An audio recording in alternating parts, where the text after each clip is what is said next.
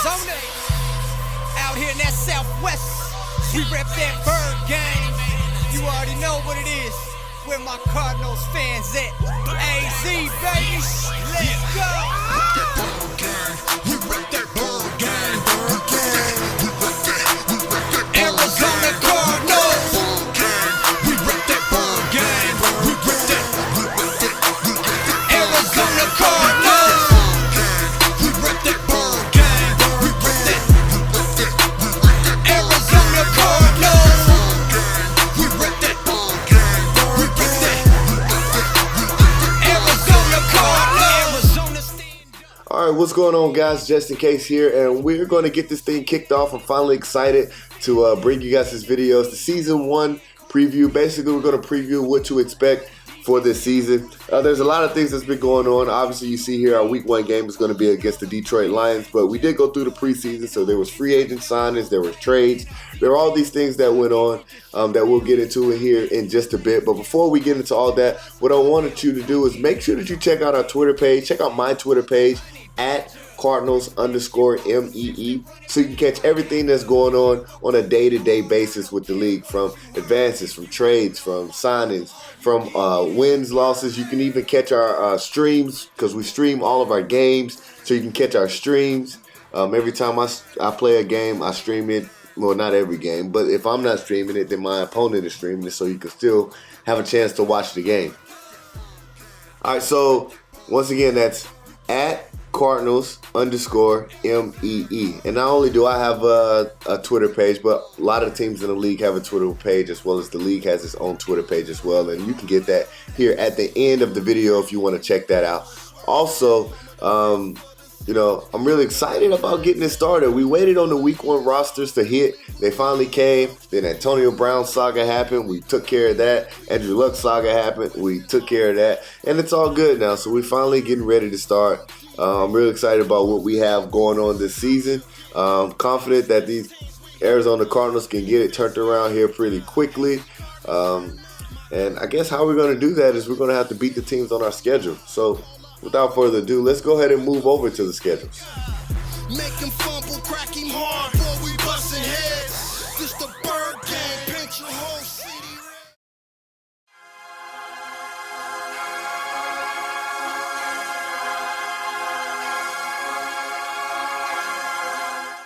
So taking a look at the schedule here, this is literally the first time I've seen the schedule as well. So this is my co-reaction on what my expectations are for the season this year. Looking how we're starting off in the first 4 games. And how we're going to do the videos is basically, I guess, every 4 games or so like quarterly, we're going to make a different video and we're going to show you what happened with our team and maybe some things that's going on in the league in the first 4 weeks, and then the next 4 weeks, and we'll be at the midway point, so on and so forth. So we're going to kind of keep track of what's going on, but quarterly, not weekly, so because there's a lot of things that go on, and sometimes the franchise advances pretty fast, so it's kind of hard to make a lot of videos for all that stuff that's going on. All right, so as we start off here against the Lions, we have the Ravens, the Panthers, and then the Seahawks. All these birds. All right, so I mean, this first part of the schedule is going to be kind of tough. I'm looking, 2-2 at this point in time. We got the Lions, which I expect to beat because, it's the Lions. They're not that good as a team. The Ravens are going to be pretty tough because you got to control Lamar Jackson. That's going to be something to deal with. And plus, they got Earl Thomas now, so their defense is still going to be playing pretty good. Looking at the Panthers, if you can control Cam Newton, you can control that situation. That Cam Newton is really good on this game, and he has that escape artist that allows him to move around and do some things. But if we can get Cam Newton out of the game and don't let Luke Kuechly get 500 forced fumbles with that enforcer ability that he has, so we'll be okay. And the Seahawks, same thing with Bobby Wagner. We got Bobby Wagner, you got Russell Wilson. All these mobile quarterbacks that I'm going to be going against, we got to keep these mobile quarterbacks in the pocket. And if we can do that in these games, we should be fine in this first quarter of the season. This next quarter of the season, it's also going to be pretty tough. We got the Bengals, We got the Falcons, we got the Giants, and we got the Saints. Once again, I see myself going 2-2 in this situation with a Bengals team that's not as talented, as well as a Giants team that's not very talented, and then we got that Saints team that's pretty talented, and the Falcons team. You know what they have there offensively? They're a super talented team. So there's a lot. I hate to put myself at 4-4 midway through the season, but 4-4 is where I kind of see myself. But I mean, I am playing with the Cardinals, so I mean, I wouldn't be surprised if maybe I'm down maybe 3-5 or even 2-6, because these teams that I'm going to be playing against are superiorly, is that the right word? Much more talented. Let's just go with that. They're a lot more talented than we are, so it's going to be pretty tough going against these players every single week in these teams until we get more talent on the field.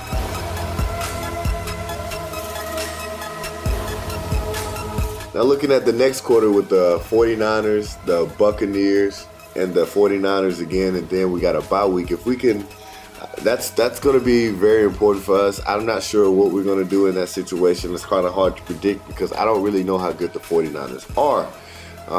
But if we can play pretty well against the 49ers, and I'm pretty confident that we can beat the Buccaneers because, they're the Bucs. They're just as horribly talented as we are. And if we can beat the 49ers, I think we'll be in a good situation. All right, coming out of that, let's say we win all 3 of those games, and then we go into a bye. That puts us at 7-4, much better than would be expected at this point in the season. But I really like what the situation that we find ourselves in if we can take care of the 49ers. But in worst case scenario, we go 2-1 in that section, and we get 6-5. I guess worst case scenario is we lose all 3, but I think that we can pull off one win versus the 49ers at least, and I'm pretty confident in going against the Buccaneers. So that's what I see in that next quarter, and now we're going to look at the final quarter of the season.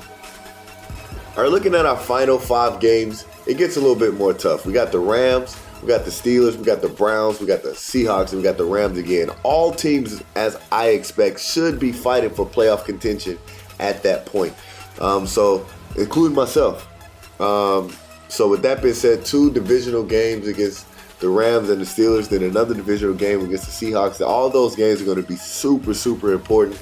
And then going against the Steelers and the Browns, I know those guys are going to be battling out at the top of the AFC North. So it's also going to be pretty tough playing against them late in the season.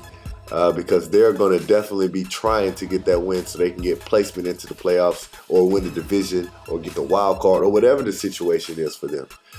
So that's the schedule. I think looking at those final games, let's say I go to be safe, for say I came in over here 6-5 and looking at the final games, I think that I can 1, 2, maybe 3, maybe 9-7.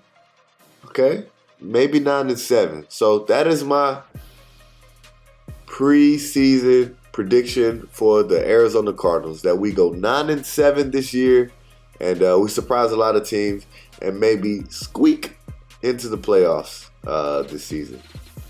I don't know. All right, so now that we have completed looking at the schedule, let's go into our roster. Let's look at our roster. Let's see what team we will be putting on the field this season.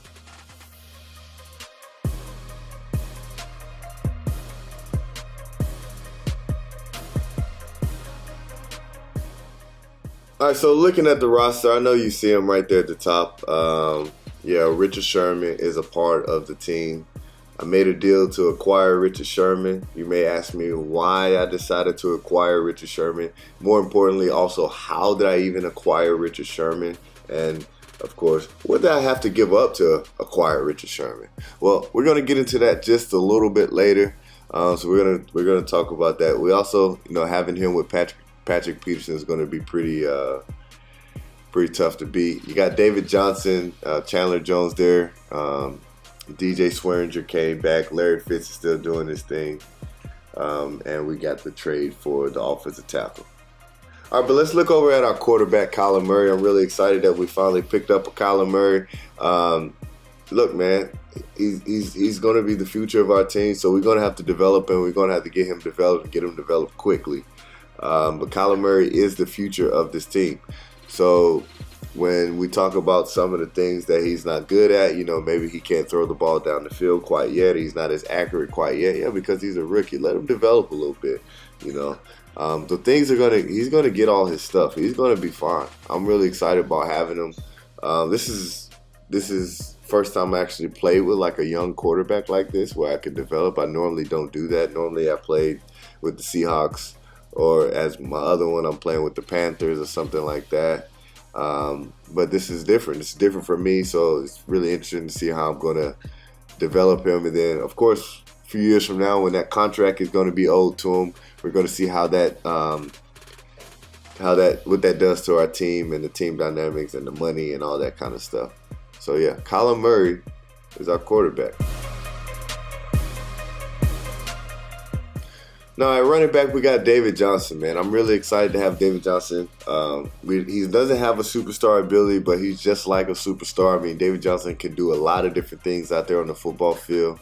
And I think it was important to I guess, give David Johnson a little bit of help. That's why I ended up signing Isaiah Crowell in the backfield as well to take care of some of the running abilities, because David Johnson's gotten hurt the last couple of years. It wasn't his wrist or whatever has been bothering him over the last couple of years. He's just been out. He's not been able to play full seasons. So I'm thinking, how Madden and all the running backs always get hurt. So I had to bring in Isaiah Crowell so we can kind of give him a little bit of a break as we're trying to develop this run game this season. All right, moving over to the wide receiver position. As you know, we do have Larry Fitzgerald, and the team did sign Michael Crabtree late in the preseason. But one name you don't see there, and it's Christian Kirk, and we'll get into all that later. Does it have something to do with the Richard Sherman deal? Maybe, maybe not. We're going to talk about that. But also, don't forget, we drafted Andy Isabella and Hakeem Butler this year. And Damari Bird is there with that super fast 95 speed, 93 excel, 94 agility. He's going to be doing some kick returning. And Keyshawn Johnson, another rookie that we drafted as well. So we got more talent here at the receiver position, even though we do not have Christian Kirk here, which could, I guess, cause some issues. But I'm confident. I mean, only big problem with Larry Fitz and Crabtree is their speed. All right. 83 speed Larry Fitzgerald. They did him dirty. 86 speed Michael Crabtree, but that 83 speed for Larry Fitz is dirty. You can't tell me that ain't dirty. But it's all good. We're going to make it work. I promise you that. We promise you we're going to make that thing work on the offensive side of the ball.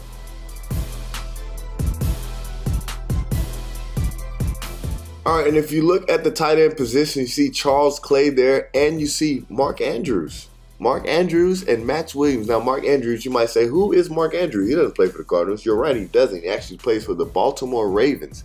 But I acquired him in a trade. And as you can see here, that's where Christian Kirk went. All right, so the Ravens guy, he wanted to have a couple of young receivers. So he had Hollywood. He wanted to have Christian Kirk with him. And to pair that with Lamar Jackson for that, so that can be the future of their offense. Now, me, on the other hand, we already had drafted 2 young receivers this year. We got 2 old guys this year that I couldn't move Michael Crabtree. I wanted to move Michael Crabtree because he's talented, but he's just a little bit older, All right, so I said, how about I move Christian Kirk? Okay, I have my 2 young receivers develop into my receivers of the future. Okay, and then I go get a tight end that I need, so I have a tight end of the future. Boom, taken care of. Now when I re-sign Andrews in a few years, it's going to be a lot cheaper than re-signing Christian Kirk in a few years, because they're both in their second year in the league. So 3 years from now, when they need to be re-signed, it's going to be a lot cheaper to sign Mark Andrews, and he's going to be, in my opinion, just as productive for us as Christian Kirk would have been, because we got the way that this offense runs. There's a lot of different things that we're going to be doing. We don't have to focus on one particular player. So I'm really happy with the acquisition of Mark Andrews, and I'm happy really with the tight end position as a whole. Now, with the offensive line, there's not really much to be too crazy about. DJ Humphries is sitting there with that last year on this deal. We got the rookie Lamont Galliard. I think that's how he says his name, Galliard. I moved the left guard, Justin Pugh, over from left guard to center. Now he's going to take over the center spot. And I signed Richburg as a free agent. So that'll be our two centers, really, because we needed some depth at the offensive line. J.R. Sweezy's still there. Yeah, J.R. Sweezy's gonna be there. And Marcus Gilbert, who came over in the trade for Pittsburgh. And I think that acquiring Marcus Gilbert is kind of important because we have an opportunity to have something on the offensive line when we had actually nothing on the offensive line. But I'm really excited about Gilliard. I mean, Gilliard, the young guy Gilliard from Georgia, he's a rookie that was drafted, and he's not going to be owed a lot, but he's the only developmental piece, true developmental piece here on this offensive line. So if we can develop Lamont Gilliard or Gilliard or Galliard or however you say his name, all right, we're going to be okay. Not perfect, great, but okay. It won't be a waste of the offensive line position as we're stuck with the Justin Pugh contract because it's so much money. And with Gilbert there, we can maybe re-sign him and do some work there as well. So we'll see what's going on. But I'm pretty excited about Gilliard. But that's about it. The offensive line is not that amazing. All right, so moving over to the defensive side of the ball. As you know, Terrell Suggs came over from the Baltimore Ravens, came back home and signed with the Arizona Cardinals. Of course, we also still have Chandler Jones. But what we did this year, I know in real life they switched to a 3-4, but I ain't with it, okay? I play with 3-4, I play with 4-3. Most years I've always played with a 4-3, and I prefer a 4-3. Although we might throw in a little bit of 3-4, maybe go a little multiple. However, we're going to be mainly a 4-3 team. So, yeah, I thought that it was important to get those guys at the defensive end position and not at the linebacker position because I don't want them dropping back in coverage. Like, for what, right? So, yeah. Chandler Jones and Terrell Suggs are our defensive ends. And Muhammad Wilkerson we're going to have at defensive tackle. We picked him up in free agency in the preseason, and we thought that, at least I thought that it was a really good move to have him as our defensive tackle because we were low at defensive tackle. Knowing that we were switching to a 4-3, we had some young guys that we can move there, but we didn't have anybody that was going to be consistently going to be pretty good. With the offensive lines this year, not that good, and most teams have a weakness in the offensive line somewhere. You want to have a pretty decent guy we want to have a pretty decent defensive line across the board, you know. And so that's what I was trying to go for here by picking up Muhammad Wilkerson. Now, because we switched from a 3-4 to a 4-3, we had to move our linebackers around a little bit. And so here you see Jordan Hicks playing the left outside linebacker position. And moving to the middle linebacker position, you got Hassan Reddick. It's crazy about Hassan Reddick, who was drafted out of Temple to be a pass rushing outside linebacker. He played defensive end in college. Now he's playing middle linebacker here for the Cardinals. Crazy, like when they had Deion Buchanan, who played strong safety at Washington State, and they put him at middle linebacker. So basically the middle linebacker for the Arizona Cardinals is like the guy who doesn't fit somewhere else. We just put him at middle linebacker. When we got Brooks Reed playing the right outside linebacker position as well. Older veteran type of guy who can still play, and we're going to use him because, I mean, we don't have that much talent. He is our guy, so we're going to go with him. We're going to go as far as Brooks Reed takes us. Okay, now that's what we're going to do. I like that linebacker. I like my linebackers. They're not great, but they're good. They can move kind of good, and they can make plays. So I'm excited about the possibility of the linebacker position with Hassan Reddick, and especially with Hicks.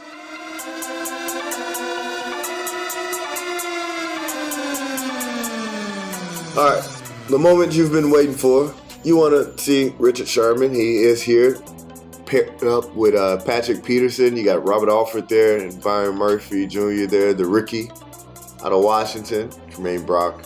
But I think most importantly, you want to know, first of all, how did I acquire Richard Sherman? All right, so as you see here, I acquired Richard Sherman quite easily. Actually, I just gave up a future second-round pick for a future fourth-round pick. So basically what I did was I just moved back in the draft a couple rounds and picked up Richard Sherman, which gives us our superstar X Factor, because we didn't have one at all on the team. So with Richard Sherman, it gives us a superstar X Factor, which he has a shutdown ability, just force a couple of incompletions that puts him in the zone, and then don't allow the other team to achieve 30 total yards. That keeps him in the zone. So I think that's a good deal for me. And the 49ers user also felt like it was a good deal for him. So I think that we won on this deal. But, you know, having Richard Sherman and Patrick Peterson on the same team is also really good. But what's most important is not having to play against Richard Sherman because this league has no rule against divisional trading. Being able to take Richard Sherman off of the 49ers really helps me out, because then I don't have to play against him, which was also a big driving force in making this trade. Not having to play against Richard Sherman, I can put him on my team, and it makes our secondary even better. So I was really excited to be able to pick him up, and there's kind of the reasons why I decided to do it. And I believe it's going to work out well for us, not only for this year, but for the future. As we know, Kyler Murray's on that rookie deal.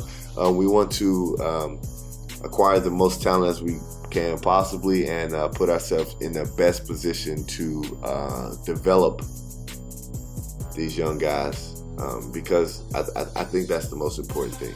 I think that's the most important thing. Being able to develop these young guys, use that rookie window and get all these talent in here, but also develop those young guys in the process as well. So Richard Sherman allows us to develop Byron Murphy a little bit, but also allows us to take advantage of that rookie window. Moving over to free safety, you got Budda Baker there. We already know about Budda Baker. He's in his third year now out of University of Washington. He's always done his thing. I did notice he did switch his number from 36 to 32. I think he was 36 his rookie year, so the last 2 years he's been 32. But Budda Baker's that dude, man. He's got some serious hit power, so I'm really excited about playing with him. Only at 5'10", 195, he can play the slot. He can play up in the box and blitz. You know, he can do a lot of different things, and he's a very, very, very good safety. We can bring him down and put him in some man situations as well. And at strong safety, DJ Swearinger is back. DJ Swearinger used to play for the Cardinals. I think he was drafted by the Cardinals out of South Carolina, but now he is back with the Cardinals on a one-year deal. And it's just like a prove-it thing. And we did draft Deontay, I think his name is Deontay Thompson, out of Alabama, to be the strong safety. So it's basically his backup. So we'll see how that goes. Maybe we go with Thompson next season. Maybe we bring DJ back. But we're going to go one or two ways going into the future. I'm just excited that we have the opportunity to have this huge, big hitting free safety, our strong safety, on our team. And at kicker, we have Zane Gonzalez. I'm thinking he's the only reason he's on the team because he's probably from Arizona. He played football at Arizona State. He has some crazy kick power, but kick accuracy, well, that's not so much. So hopefully he doesn't bite us in the butt too much this season. But pretty sure that we can go in a different direction almost at any point in time if we need to, because of that kick accuracy, if it causes a problem. And last but not least, we have our punter, Andy Lee, who was voted by the team as a team captain. He's been part of the team for a very long time. He's 37 years old. He can still kick the ball down the field with that 96 kick power, so we're good there. And yeah, that's the squad. I like it. Tell me what you think, because I like it.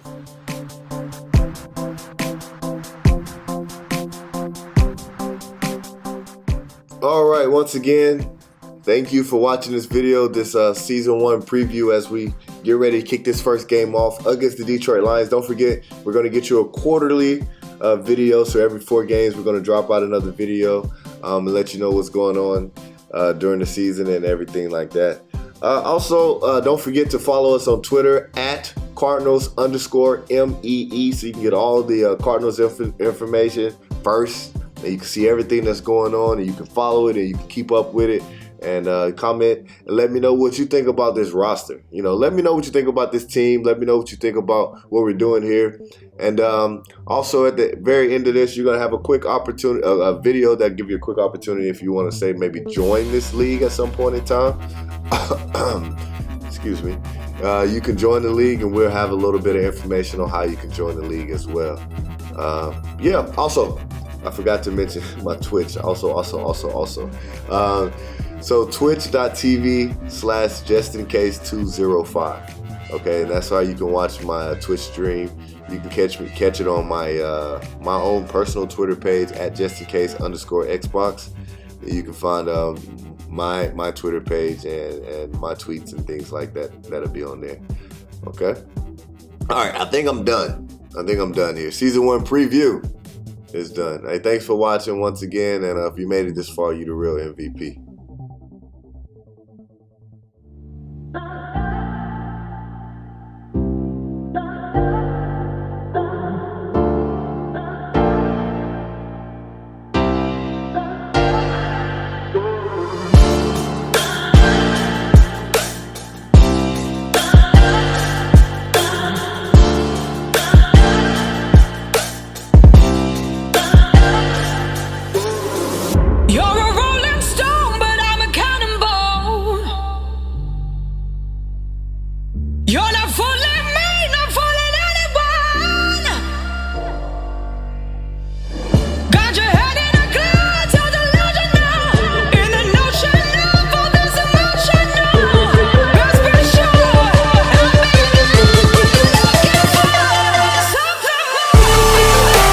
Interested in joining us, feel free to hit us up on Twitter as you saw earlier or in the emails.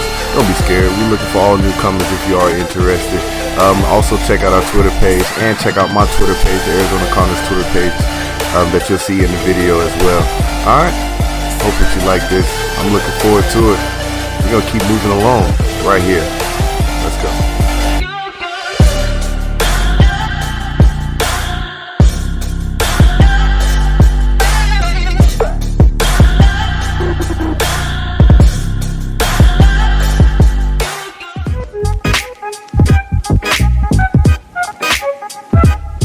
Hey, just in case here, and I hope you liked that video, and if you did, don't forget to click that like.